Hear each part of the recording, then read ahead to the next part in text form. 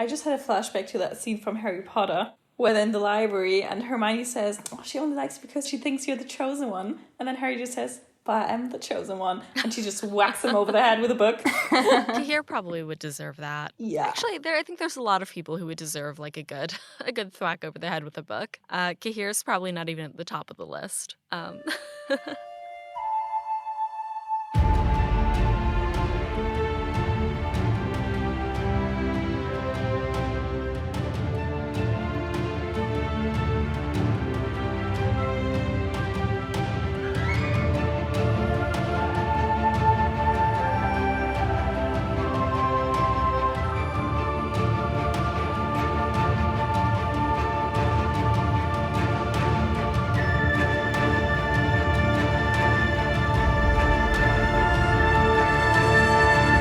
Welcome to Breakfast in Beauclair, a global Witcher podcast. My name is Alyssa from GoodMorhen, and I'll be your host as I and our international hanza accompany Geralt of Rivia and his destiny Cirilla of Cintra across the continent. Sorry for the shift in quality. I actually returned my old hardware and have yet to set up my new system. So unfortunately, or fortunately, who knows, you guys are getting 6 a.m. voice notes, Alyssa. In the meantime, yesterday Netflix announced their annual fan event, To Doom, which will take place next Saturday, September 24th at 10 a.m. Pacific, 1 p.m. Eastern, 7 p.m. Central European Time. This fan event is centered around all things Netflix, including tons of shows that I love, such as Heartstopper, Umbrella Academy, and of course, The Witcher. So as is tradition for Breakfast in Beauclair, we're going to be going live on Instagram to cover the event. Join me, also from France, who you'll recognize from the beginning of the season, and Michelle from Mexico, who you'll recognize from our Dear Friend segments, and Danny from the US will be making his hanza debut on the Instagram Live next week as well, and we will see you then. This episode, we welcome Carrie from the US to our hanza on Patreon. Thank you to our patrons for supporting the show and our producer-level patrons, Louise of Cahir, the owner of the Churlish Porpoise, Katie the Redhead of Toussaint, Jacob B., Ava of Gullet, Bee Haven of the Edge of the World, Charlotte from Megaberg Glamorai, Red Kite, the Original Roach, Codringer's Cat, Libby, Jen Dimondilovich, Wolf, Corey from the US, John of Riblia, Tom from Australia, Jill Kate the Tabby Witch, Ollie from Sweden, James Garson III, Psilocybe Sorcerer, a Toussaint Knight, Jeanette of Brooklyn, Miriam of Temeria, Softy, and Mary the Moo. If you would like to learn more about becoming a patron of the show, head over to patreon.com/breakfastinbeauclair. As for this episode, Kim from Germany and Charli from Austria continue our discussion of Netflix's The Witcher, episode 206, Dear Friend. Join us as we discuss the Aard Incident, parallels to the 2001 Polish series The Hexer, becoming the only human in a Muppet noir, what Cahir's bathrobe tells us, the history of wooden training swords, and the proper etiquette for reuniting with the ex-lover you abandoned at the top of a mountain at least 15 years ago, probably. In our mid-episode news segment, Tidings from Toussaint, Lars from Witcherflix returns and shares casting news and production updates for The Witcher Season 3. After the break, don't miss our listener call-in segment, Dear Friend. Without further ado, let's get to our discussion of Netflix's The Witcher 206, Dear Friend, Part 2. Hey everyone, welcome back from the break. When we left off, Geralt and Ciri had journeyed across the continent to seek help with their powers as Rince infiltrates Kaer Morhen. Meanwhile, the Nilfgaardians and the elves respond to Cahir's homecoming. And as we move throughout the temple, we meet Adjoa Ando as Nenneke. She's so delightful in Bridgerton as Lady Danbury. If you guys have seen Bridgerton, I certainly have. I think a number of people in the hanza have. This is such a specific reference, but if you're familiar with Disney's animated Robin Hood, Maid Marian's Lady-in-Waiting, Lady Cluck, is basically what I imagined for Nenneke. And she's like a homely Scottish chicken. And there was something about Nenneke's description in the books that like I always went to like Lady Cluck in my head.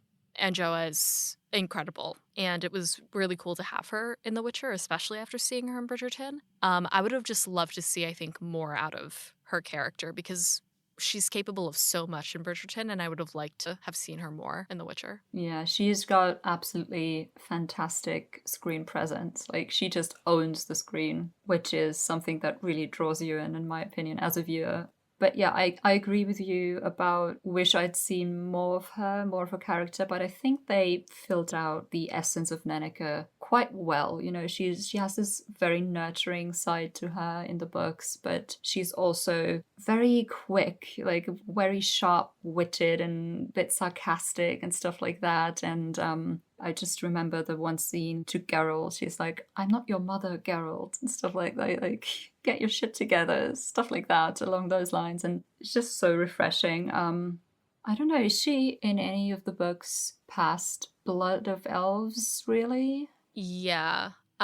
She's in some of the later books, very briefly, and with various characters. Yeah, I thought even though she is very witty and clever and like takes no one's shit, she is still this very motherly figure, and you basically just want to run up to her and let her embrace you, pet your head, like everything's all right.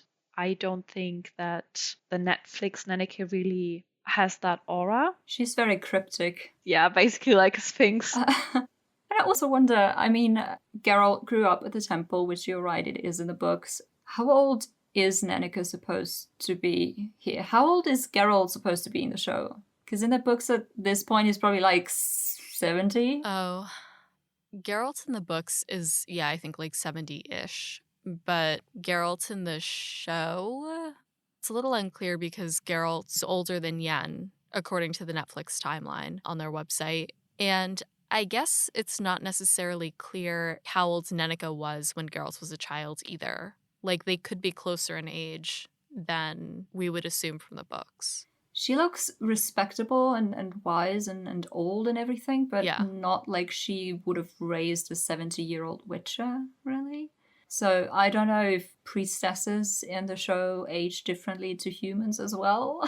I don't know. But the way she talked about the Aard Incident and stuff, which is obviously from when Geralt was a child and he destroyed the office almost.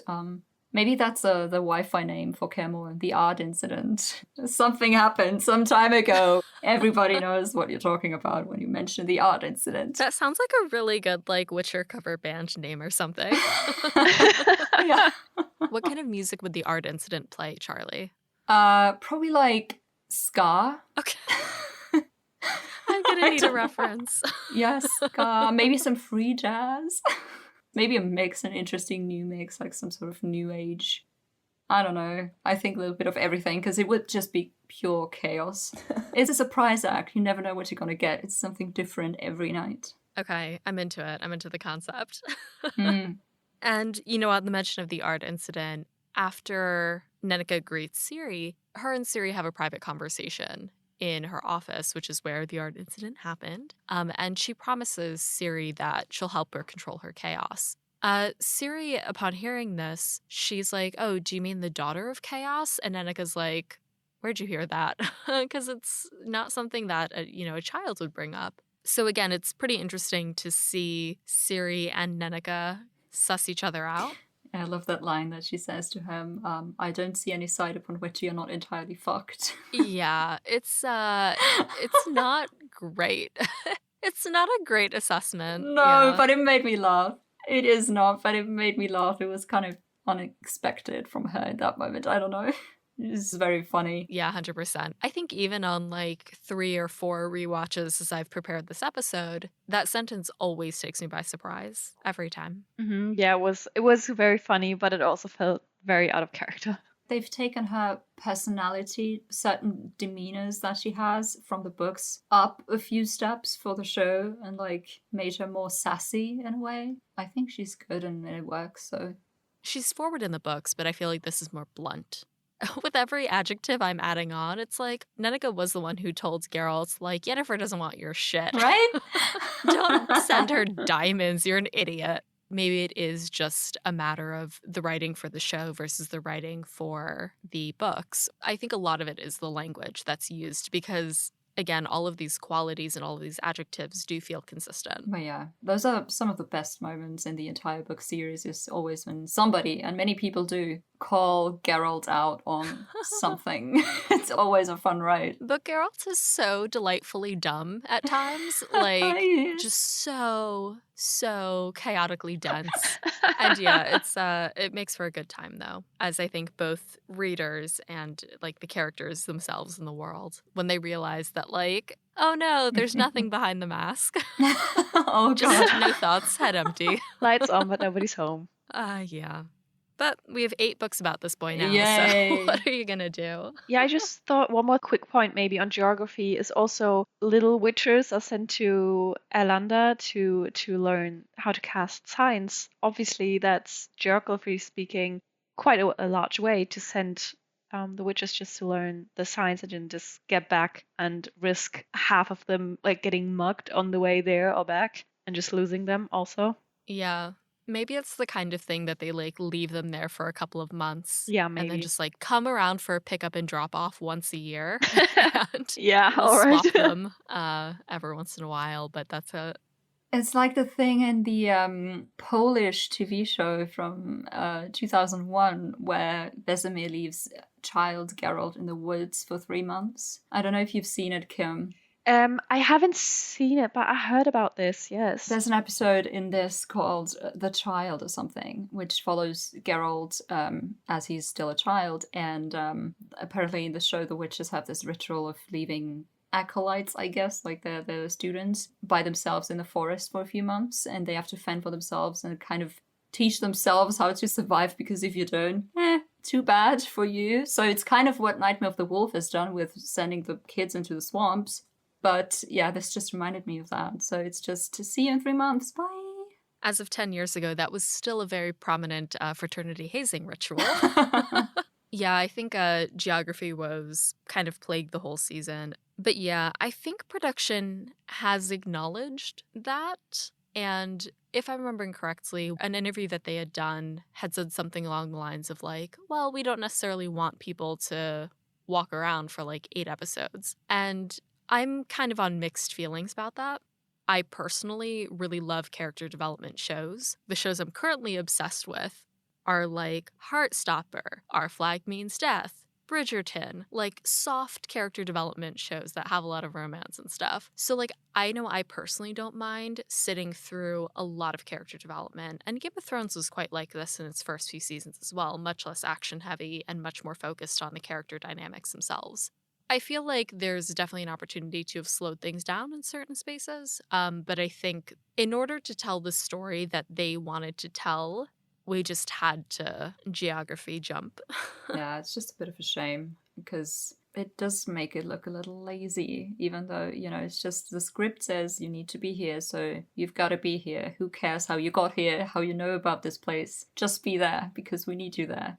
I don't mind it as much if it happens occasionally. The entire season 2 was full of that kind of stuff. So I'm just crossing my fingers that they'll kind of remedy that in the following seasons. One of the last things that happens before we go elsewhere is Ciri meets Yara. And Yara is, of course, like a beloved character from the books who we see in Blood of Elves as well as in other places throughout the series. It was kind of the equivalent to he said the thing. Yeah. He didn't look anything like I imagine him in the books. Oh no, the Yara in the books is like almost feels a little grubbier in like a preteen awkward way, whereas this Yara just had a mushroom cut, and that was like, I'm awkward and I made an accidental dick joke. I kind of wish they'd given him his 3 single beard hairs though. Oh my god. Oh my god. Just because it would have been hilarious. Yeah, I still thought like the dynamic between Ciri and him goes off beautifully. That scene where she's following him down that corridor and Geralt is just standing to the side and she looks at him and goes like, help me. Poor Yara, I feel like he doesn't deserve this harsh treatment, but I guess that's what teenagers are. Just harsh. It is in line with the books as well, though, because she's quite conceited towards him in the books. You know, she's quite like, look at me, I'm so cool, basically. And I mean, she is polite and nice and she does thank him, you know, I think, if I recall correctly. But she is very, very sure of herself and, you know, keeps correcting him on things, I think. Yeah, I'd be curious to see in season 3 if they like actually push that to the point of attraction, or curiosity, I think is a better term, between Ciri and Yara. In the next scene, ahead of her baby's arrival, Francesca proposes partnership to Filavandrel. Francesca is making up their baby's nursery, and Philevandrel is basically proclaiming, I'll do anything for you, any act of service you need. I want to be there for you. I'll don Nilfgaardian armor if I have to. And she's like, you could just like hang out here and that's all I really need. And he's like, oh, okay. Thank God. Yeah, it's a very big declaration of loyalty. I feel like up until this point, maybe I'm Rasputin the room, but it has never felt like explicit love or explicit partnership until she like actually asks for it. Yeah, I wasn't that sure the first time I watched the season if I maybe had missed something about their relationship. This baby is just, it stands for so much more than just being a baby. And I'm not sure if I really dig that whole love relationship between those two. But I think it's nice that this baby has this added protection of Philevandrel, and he obviously is an important figure in the Elven uprising and in the training and the protection of what the elves want. I mean, obviously he's devoted to her, but yeah, that she reciprocates these feelings feels kind of new in that scene. I kind of agree, and it's never explicitly stated, but I always got the feeling that it was more a situation of, while we're here, let's just try sort of thing. Like, you know, it was some night around the campfire and they figured, what the hell, and either we make a baby or we don't, fine. And then it kind of happened and spiraled from there. That's sort of the vibe that I get from their relationship and how they work together and how this pregnancy came to be, maybe. I don't know. Yeah, I mean, it could definitely be just more of an opportunity thing. Well, you're the former leader of the elves, and you're a guy. It's fine. In the next scene, at Kaer Morhen, Triss discovers that Rince had stolen the vial of Ciri's elder blood. Rince shows it to Lydia, and they hatch plans to invade the Temple of Melitele. In this section, Triss lets Cohen know that Vesemir is at least stable. As they're kind of chit-chatting amongst the rest of the Witchers, she realizes that the vial of Ciri's blood is gone. And then it kind of cuts to Rince twirling it in his little fingies in a tavern and showing it to Lydia. Lydia reprimands him for being like, you didn't get the girl, but you brought me this vial of crap. And he was like, well, maybe it changes our negotiation. I want to meet your employer. They're still trying to figure out their dynamic. And the reveal at the end of this is that, like, they know where Geralt is. They plan to go to the Temple of Melitele. Lydia offers him the Michelet brothers, which we have seen in the books. I believe that he knows to go to the temple because he listened in on Triss and Vesemir earlier, however that worked. That's the only way I could think of how that works, but okay. In the scene at Kaer Morhen between Triss and the other witches, there's some brief exposition on the Brotherhood and fire magic being forbidden again, just so we remember, basically. And then we remember what Rien said in the previous episode about how fire magic consumes the soul. So he's a really evil guy in this. He is intimidating. I'll give him that. He is not so in the books, not so much. Like you say, he knows how to leverage what he's found at the keep, and that's going to be interesting. I also love the casting for Lydia. Ooh, yeah, she's super interesting. Funnily enough, she looks exactly sort of like I pictured Lydia looking while reading the books. Yeah, I thought that Rienz is doing a nice job of being that slimy, opportunistic bastard that he is in the books. After that scene, Istredd journeys to the office of Codringer and Fen, looking for information about the Cintran bloodline. In the beginning of the season, Stregobor at some point tells Istredd, her historian should know their bloodlines better. So I really do like that we're kind of seeing that extend here, and that Istredd, our sweet, lovely boy, has something to do, and it feels in line with his character, certainly. He journeys to the offices of Codringer and Fen. If you've read the books, you'll be familiar with them from Time of Contempt, which we haven't necessarily gotten to on the podcast yet, but you meet them here. Codringer and Fen deal in knowledge and secrets. They know everything about everything and everyone, which makes them an incredibly useful source if you're looking for information, as Istredd is. His big question to them is, I need to know what a Witcher, a Monolith, and a mysterious girl have to do with Nilfgaard. And I just love Codringer and Fen in this scene. They're very, very fun. It's the kind of thing where, like, if this was a scene from the Muppets, Istrid would be the only human, and Codringer and Fen would 100p be Muppets as well. Oh, yeah. It's like this fun kind of dynamic, and I like it as a breather within the rest of the series. I just loved the line that he said that you just quoted, because it reminded me so much of like one of those old film noir detective movies, you know, where you have the detective cigar, coiffed up collar, trench coat, cigar and is dangling from his mouth, nice hat, and he steps onto the scene of the crime and he's just like asking the important questions. And I agree. I love that he's the one who gets to do it in the show, since they're keeping him around, because he isn't around in the books at this point. Yeah, he just gets a mystery to solve, and it feels right that he's the one who gets to do it, because he's the historian, the archaeologist, you know, lost secrets discoverer, and he's Mr. Exposition guy, you know, he's all these things, so it's just perfect. And Codringer and Fen, the casting is just phenomenal, these two. It's so much fun to watch.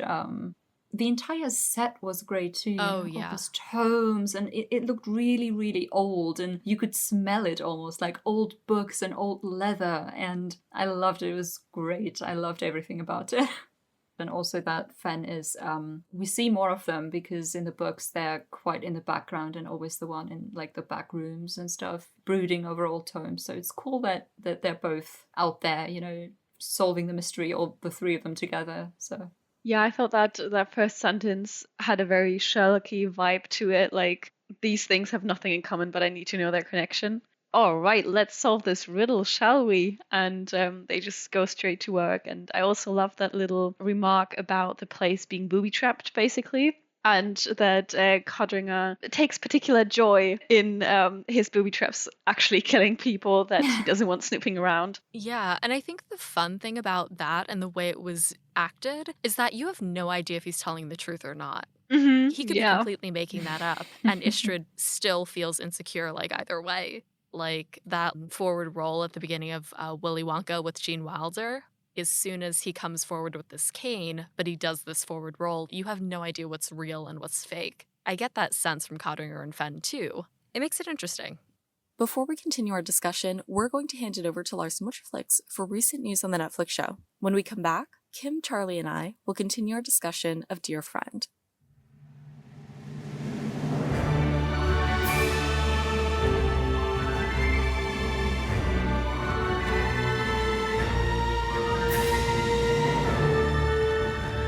Hey, it's Lars from Witcherflix, and this is Tidings from Toussaint.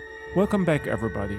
It's over, it's done. The filming for Season 3 of The Witcher has wrapped. The actors, actresses, producers, and the Witcher team have proudly announced on social media that they have finished filming for the new season. Now the post-production is about to start. We can expect Season 3's release in spring 2023 if the post-production takes as long as the post-production for the first two seasons. So, now the long wait begins. But let's see what else happened in the Witcher world in the last weeks. First, we know about more than a handful of new mages and sorceresses that will make an appearance in the new season. Redanian Intelligence posted about several new actors and mages for Season 3, such as Philip Filmar as the oldest living mage Geralt of Rivia, Eric Nolan as monster/animal rights activist Doregarai, Polish actress Michalina Olszanska as the healer Marty Sodergren, or Poppy Almond as Bianca Dest, and Harvey Quinn as Radcliffe of Oxenford, the advisor of King Demavend of Edion. We knew about Safia Inga, Rochelle Rose, or Ryan Hayes as Keira Metz, Margarita Losantil, and Arto Terranova for a few months already. All of these mages, and a big bunch of the ones that already were in earlier seasons, will appear in a central event that takes place on the island of Thanet. We know from set reports that the Thanet Incident made for the biggest set piece in the Netflix Witcher history, and we can expect something very big next season. Moreover, we have learned about a handful of other new castings that are not mages. According to Redanian Intelligence, Juliette Alexander will play Reef, and most likely Aggie K. Adams will play the elf Iskra, two members of the Rats, a young gang of criminals. We already knew that Christelle Alvin will play Missel, another important member of the Rats. In addition, Nicholas Karimi will play a trapper, as well as most likely Andrea Lee Potts. Trappers will play an important role in Ciri's storyline by the end of the new season. All these characters do appear in Time of Contempt, the Witcher book that is being adapted for Season 3. Unfortunately, we have also learned about a recast of a mage. According to Redanian Intelligence, Chris Fulton will no longer play the mage Reens in Season 3 of The Witcher. Instead, Sam Wolf will now play the rogue mage. In fact, we already have some photos from the set of Sam Wolf as Reens. They were taken a few weeks ago when The Witcher was filming in Wales. In other news, in the last weeks of filming, some interesting scenes were shot. According to Redanian Intelligence, we now know more about an iconic scene from Time of Contempt, involving the market in Gorsvalen, a basilisk, and Ciri. In the book, Ciri explores the town of Gorsvalen, together with a boy named Fabio Sachs, played by Stuart Thompson in the show. There they stumble upon a man who claims to have caught a basilisk. Ciri quickly realizes this was a lie and the beast is a wyvern. This charlatan is codenamed Barker and is played by British actor Martin Ellis, who appeared in shows like The Last Kingdom or The Romanovs. Moreover, Yennefer and Ciri meet an old acquaintance of the sorceress in the same book chapter. The dwarf Molnar Giancardi is played by Belgian-Italian actor Giuseppe Lentini. His work includes productions like Mobsters or Ant-Man and the Wasp. The Witcher production crew has also filmed at Guildford Cathedral in Guildford, southwest of London. Thanks to set photos posted by Redanian Intelligence, we have learned that the cathedral stands in for Loch Grim, the summer palace of Emir var Emreis, the Emperor of Nilfgaard. Several Nilfgaardian banners are visible on Redanian Intelligence's photos. The crew has also filmed more scenes taking place in the Korath Desert.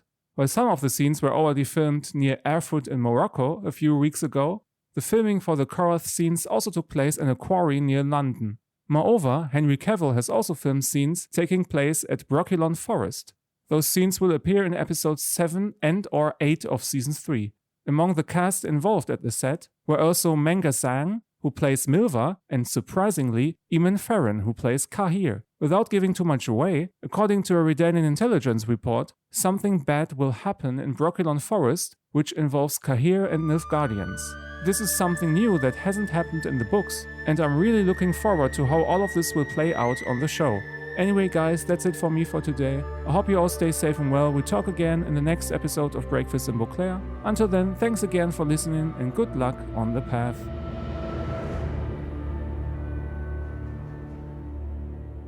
Hey everyone, welcome to our listener call-in segment, Dear Friend. Keep on listening as members of our international Hanza share their thoughts on what we're discussing in this episode. Hi, this is Michelle in Mexico. The arabesque motifs for the Temple of Melitele were fantastic, and it's a great detail for world building, like just giving little hints of what other cultures might we interact with during the course of the show. Hi, it's Jackdaw Jones from the UK. Well, it finally happened. We got our dear friend moment. This is a really memorable cringe comedy moment from the books, and I was wondering how the Netflix writers would adapt it for the series. I'm really glad that they managed to get it in there. It was a moment of levity in what can be a very somber, heavy series at times. I was hoping for maybe a little bit more ice in Yennefer's reaction, but honestly, Freya Allen's face acting totally made up for that. I thought the writers handled this really nicely. I'm sure that other book readers like myself basically shrieked at the TV when it happened. But viewers who aren't familiar with the books also likely had a really good laugh at Geralt's clumsy handling of the situation. Thanks to Michelle and Jackdaw for sending in their thoughts in episode 206, Dear Friend. Hear your voice in a future Dear Friend segment by emailing greetings@breakfastinbbeauclair.com or DMing the podcast on social for more information. Hey everyone, welcome back from the break. When we left off, Geralt and Ciri had reached the Temple of Melitele to seek help with their powers, as Triss and the Witchers realize Ciri's elder blood has been stolen from them. Meanwhile, Istrid has set off to solve his own mystery. In the next scene, Yare shows Ciri around the temple. Yennefer arrives and finally reunites with Geralt. So this scene is awkward on so many different levels, I feel like. Yare, who we know from the books, he's our favorite awkward boy with the one wart with the big ol' whisker. And he's delightfully awkward in the show with his Ned's Declassified haircut, coconut head haircut. And he's showing Ciri around the temple. She's just like, oh my god, help. He has a lot of things to say to her, though. He starts off by saying, like, I don't want to brag, but my tool is much bigger and much more powerful. Knowledge. Like, you could tell that Ciri's like, okay. He starts to drop in a couple of treats that will delight book readers. Things like, did you know that some neomancers can relive past events just by looking at a painting? There's a myth about a long-lost tower somewhere on the continent that used to connect to the Isle, and then he gets cut off. I loved how awkward he was. This phrase of my tool is bigger and more powerful, and then ... knowledge. Yeah, right, that's what we all were thinking, knowledge, right? I thought it was just really cute, and I'm not sure, it's probably in the books as well, but my mind went straight to that side quest in Witcher 3, that Tower of Mice, maybe? The long-lost tower somewhere on the continent that used to connect to the Isle. I think that's like Fyke Isle, right? Oh, yeah, that one. That's one from the games. There's one in the books also. I think Ciri's face said it all, with his little comments. Yeah, she has such a delightfully expressive face every time we see her. And it's always the same, like, what the fuck kind of face. Once we leave Ciri and Yara, we see Yennefer, who's just, like, creeping about the temple. She, like, gets glimpses of Ciri here and there and starts, like, wandering about. But then she bumps into Geralt. You see it on his face that he, like, probably smells something, the lilac and gooseberries, and then he turns around and then they're just like, how is this possible? And then they start making out. When Yennefer shows up, she bumps into Yara first and he's all like, oh, can I help you? It did feel like one of those, place-hopping coincidence thingies that she would be there. So I'm wondering, is it Volith Mare who, like, guides her toward where to find Ciri? It's just too big of a coincidence. I know. As we've been watching rom-coms in the lounge, if you're in the Hanza Discord, one of our, like, emerging favorite rom-com tropes is that you can live in a huge city, like a major city, like Paris or Rome, and you'll only meet the same 4 people, and those 4 people also all know each other. And it feels kind of the same here, where, like, the continent is so big and so vast, yet they still constantly, like, bump into each other. It's entirely plausible that Volith Mir is pushing her little pieces around the board in order to make sure she gets what she wants. Yeah, so to be honest, I didn't even question that, like, why Yennefer would end up in Ilanda, of all places. I was just on the edge of my seat for that final reunion of those two. I was so excited for that scene, and to be honest, I was a little bit disappointed. I don't know why, but I just feel like the energy between them and then the kiss that happens, it feels a little anticlimactic, kind of. I feel like, I don't know, I was maybe imagining it to be this big magic moment, and it's just like, oh, you're here. Okay, then let's kiss, I guess. It was missing a bit of passion, maybe, of like that real, I thought you were dead. We're finally reunited, and I don't know. I felt like that scene was a little bit off. That's interesting to me because it was different for me. It felt very real in a way, because if you have 2 people and they've been separated and they don't see each other for a long time, and then they see each other again, they're lovers, maybe they used to be lovers. I think the first thing you do is you don't run towards each other and immediately kiss and embrace. I think the first thing is caution, maybe, and caution in light of, I can't think of the word, I'm sorry. Caution. Say it in German. Yeah. Yes. Unerwartetes Wiedersehen. Unexpected. Okay, so reunion. Yeah. An unexpected reunion where you almost can't believe your eyes that the other person is there. So it's a thing of caution and, this kind of feeling, like extending a little feelers and like just coming together in that moment. But I think it probably wouldn't be running towards each other and kissing. I think it would be more like this. So I appreciated that. I liked it. It made it feel real, also considering how they left things when last they met, which wasn't on the best of terms, obviously. So it felt natural for them to meet in this way and to not immediately start, asking questions like, oh, how did you get here? Oh my God, you're here. What did you do? Yeah, that's true. It felt very, very calm and collected, and that felt appropriate considering. Yeah, I think that's fair. Something that we were talking about in episode, I believe, 56 or 57 with Emma and Dallas, is the idea that every time they meet and see each other, they're like completely different people. It's almost like what you were talking about, that caution from a distance. You don't really know what the other person has experienced in that time, how they've changed. So I would agree that like some caution is certainly warranted. Yeah, that's true. It's easy to forget that there's so much time and so much that happened between the last time they saw each other.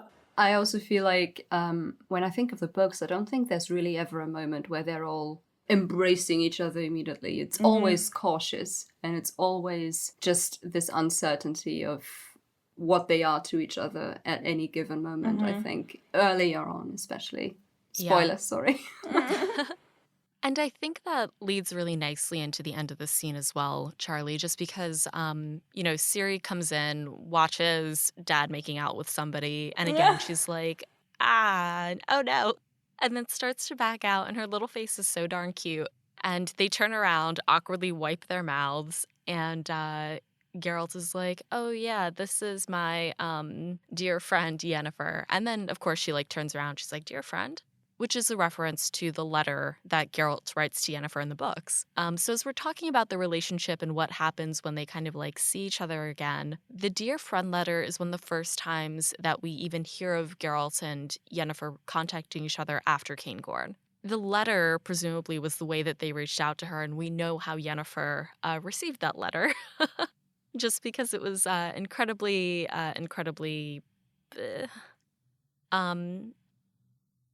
How would you describe that letter in one word? Oh, geez. Justified. We know who Charlie's going with in the divorce now. Yeah, I was going to go for unfortunately phrased. Yeah, I think either way, like, it's clear that Geralt doesn't know how to approach this woman, considering her reaction. It's just a small nod to the letter that appears in Blood of Elves. It's unfortunate that it wasn't in the show and that it was only like a little nod towards it. But I did love the look that Geralt had on his face the moment he said, "This is my dear friend." And it was that exact moment that he knew he'd done fucked up. Yeah. Exactly. The words left his mouth and he was like, shouldn't have said that. Really shouldn't have said that. Yeah. I wish she had countered with something more than just repeating the phrase and had said something incredibly sassy, something, because he deserves it. He fucking deserves it. Even though we know why she's here in the temple, he still deserves that. Right. He's our sweet little boy. He doesn't always say the right thing. At that point, Yennefer and Ciri then meet, and she pieces together that the woman that she saw in her Volithmere fever dream was actually Ciri and Geralt's child Surprise. So now she kind of realizes, like, the crux of the issue is that the person that she's meant to sacrifice is dear to someone who is dear to her. This is where that conflict is seated, and then it will grow over the next 3 episodes. One thing I noticed, because you said he smelled her as she entered the room, which is very nice, the look in his face and stuff. But that's also the moment that we have something that brings us back to season 1, where the instrument of choice for Yennefer was oboe. That was like her instrument on the score. And it kicks in here as well, and it's playing Geralt's theme, which is this nice symmetry that I already talked about on the podcast when they were in the bathtub. You have her instrument playing his tune. It was recycled from season 1, but it was very fitting in that moment because they hadn't seen each other in a long time, and it just served very well to like paint the picture of the scene and like to frame the whole scene for this musical snippet to be in there. It's so nice when you say that, Charli, because as someone who isn't very musically adept, I don't notice those things consciously, but unconsciously, I remember I thought that the music, the background music was very catching, very fitting, kind of. And when you put that into words, that it is her instrument playing his theme, it all makes total sense. Honestly, I don't mind that they recycle it from season 1. I think it fits very well. In the next scene, in Cintra, tension grows between the Nilfgaardian military and the Elven Alliance. In this scene, we're seeing the elves practice with each other, as we heard in a previous episode, learning how to train in human warfare, and they're becoming quite good at it. So we see Dara again, and he's training with Filavandrel. We hear from one of the Nilfgaardian generals, Hake, and Cahir, that they're still skeptical of the elven recruits. So this causes Cahir to spar Dara, and Dara's still training. He's doing his best. The choreography is great, and they both go at it, so it's very compelling to watch, but Cahir, of course, disarms him at some point, and then just looks proud of himself for it. That's the end of that scene, but we can see like the growing resentment and skepticism between both parties, and how it's starting to affect morale and camaraderie between them. I have thoughts. You want to share with the class? I have many thoughts on this scene. First of all, I have to ask you guys a question. I wasn't sure in that moment that I watched it, and even upon rewatching, I wasn't sure. What was Cahir's intention with challenging Dara to a fight at this very moment and being so ferocious about it? Was it supposed to be a show of strength towards the elves? Or was it meant to be reassuring towards the officer he had just been talking to, who was obviously racist? Because he's like, oh, the pointy ears, blah, blah, blah, think they can join us. And he was just trying to reassure him that the elves got nothing on Nilfgaard and on himself, Cahir. I don't know. Yeah, it's just, it feels so short-sighted to do that. I think it's a number of things. Cahir has been powerless since episode 201, since he was captured. He's like sparkly clean and like fresh now. He's in a position of power amongst his own people again.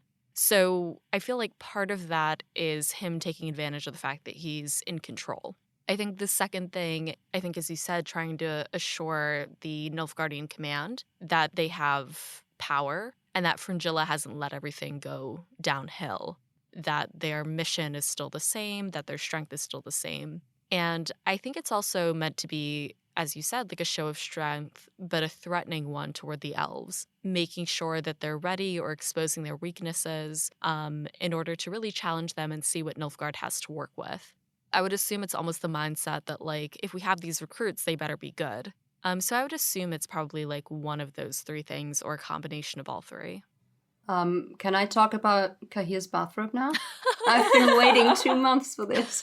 I say Cahir's bathrobe. I know it's not a bathrobe. It's some sort of walking frock robe, noble's robe kind of thing. I don't know. But I love this costume choice for him. There's a couple of reasons why. First of all, it made me laugh because it looked ridiculous, but in the best way.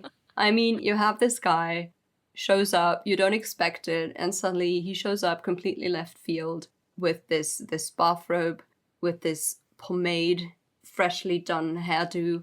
He looks like he came just right out of a spa, which is good for him. I support that. Self-care is important. But it made me laugh, so that's one reason why I love it. And I mean, Cahir's one of my favorite characters in the books. I'm sorry to anybody who doesn't agree with me, but those are the facts. All hail the great sun. All hail the great sun.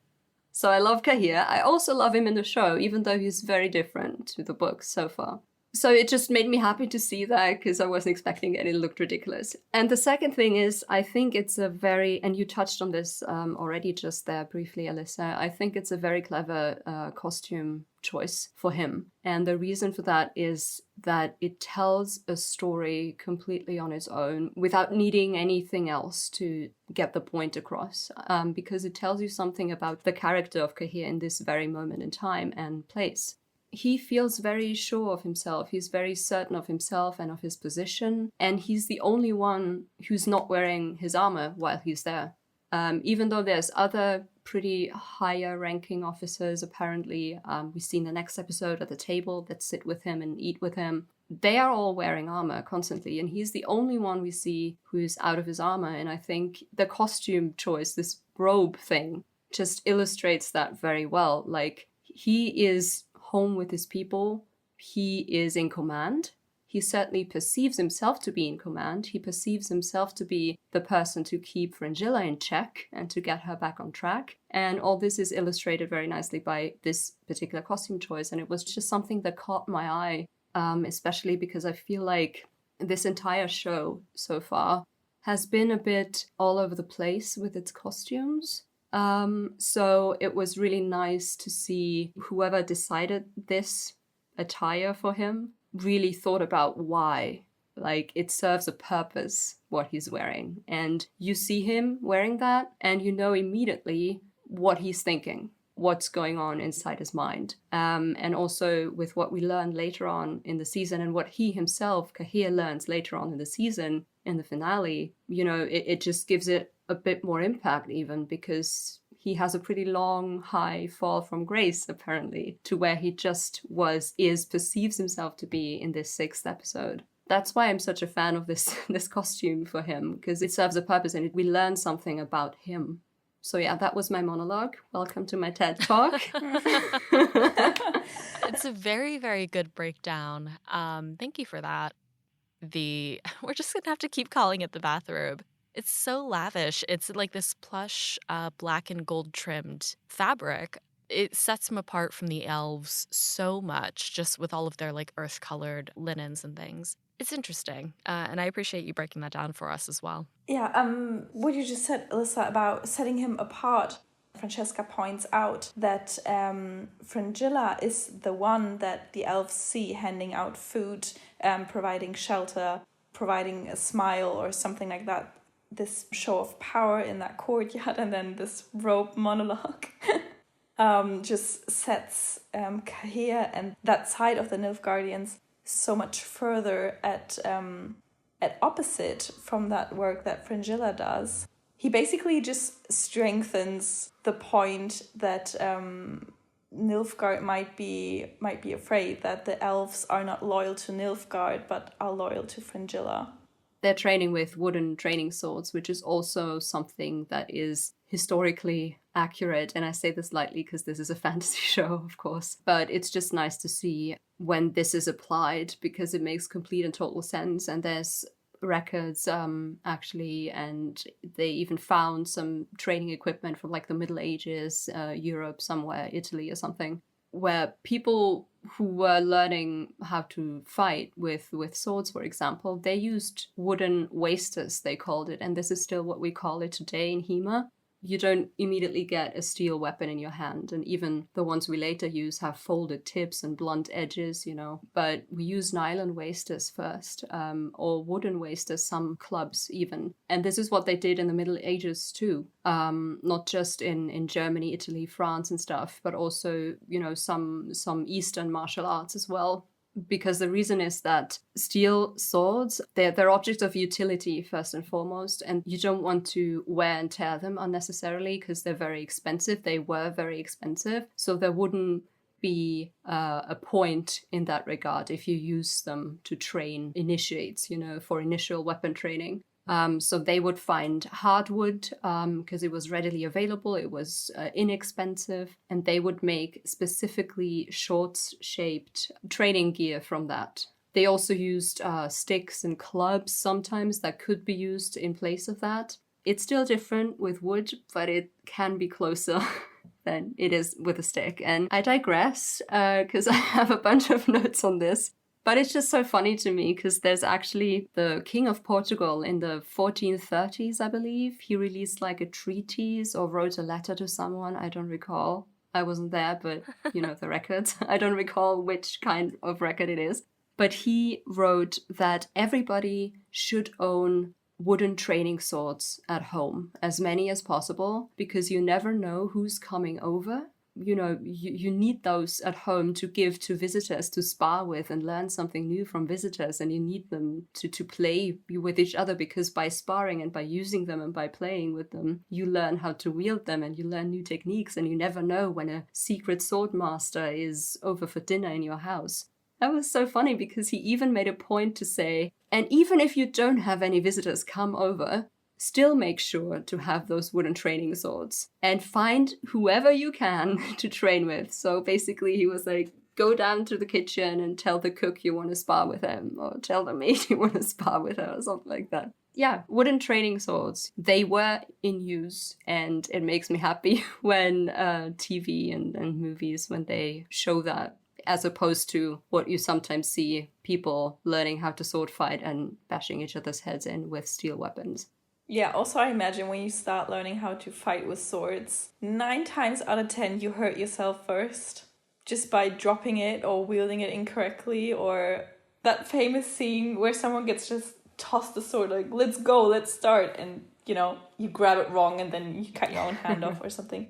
Definitely makes sense to start with wooden swords first. Yeah, I mean, you can hurt yourself with wooden swords as well. I bet, yes. Yes. Because it's blunt, it's like bludgeoning damage, right? As opposed to like piercing. And now we've come full circle to twacks on the head. Yeah. There's one reason why else I think it was nice to see that is, of course, that Nilfgaard would literally stab themselves in their own foot if they handed the frenemies within their walls actual steel weapons to train with. They're cautious. They're not about to hand those people weapons while they're inside these walls. It all made sense. It was a good scene, even though I didn't fully understand it. You're here for the bathrobe. You're here for the battle. Exactly. And that's all that matters, really. Before we get to the rest of the discussion, we're going to take a break here. Next episode, join me, Kim from Germany, and Charli from Austria as we continue our discussion of Netflix's The Witcher 206, Dear Friend. Thanks for joining us at the breakfast table. For show notes, transcripts of each episode, and a complete list of our social platforms and listening services, head over to breakfastandbeauclair.com. Breakfast and Beauclair is created by Alyssa from GoodMorhen. It's hosted by Alyssa with the Tidings from Toussaint, news segment by Alyssa and Winter Flights. The show is edited by Alyssa with music by Major Filter Media. Breakfast and Beauclair is produced by Alyssa in New York City with Louise of Cahir, the owner of the Trailer's Porpoise, Katie the Redheaded Toussaint, Jacob B, Ava of Philip B, Hayden of the Edge of the World, Sharp from Mayberg, Glen Mary, Red Kite, the Original Roach, Connor's Cat, Libby, Jenny Mendelevich, Wolf Corey from the US, Sean Verbley, Tom from Australia, Joel Cape, the Tabby Witch, Ollie from Sweden, James Carson III, South Step, Sorcerer, Toussaint, Night, Jen Berkman, Miriam Tamara, Softy, and Mary Moon. Special thanks to Kim and Charli for joining us for this episode, and our international Hanza for their support.